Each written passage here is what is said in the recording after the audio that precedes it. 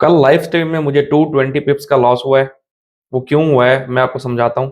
लेकिन लॉसेस भी part of trading है।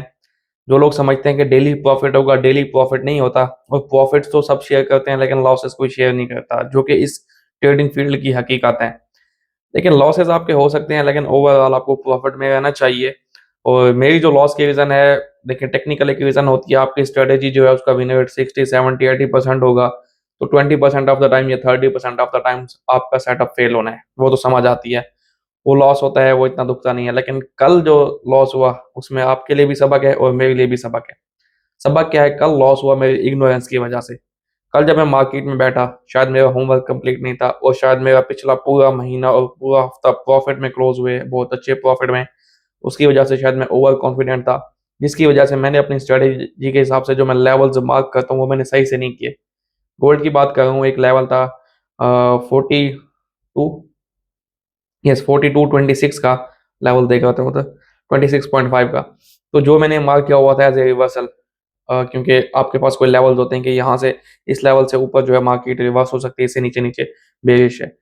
तो वो जो रिवर्सल लेवल मैंने मार्क किया हुआ था वो मैंने गलत मार्क किया हुआ था। मेरी स्ट्रेटेजी के हिसाब से वो लेवल रिवर्सल लेवल बनता ही नहीं था, और वो लिक्विडिटी लेवल था। और प्राइस ने एग्जैक्टली 27 28 को स्वीप किया और वहां से डाउन आई। एक तो मेरा 220 पिप्स का लॉस हुआ, मुसलसल 3 ट्रेड्स मेरी एसएलिट किया।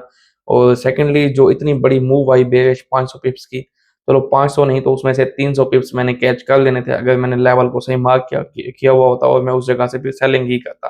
तो इसलिए जब भी मार्केट में बैठे अपना होमवर्क कंप्लीट करके बैठे, माइंड को फ्रेश करके बैठे और मार्केट पे पूरी तवज्जो दें।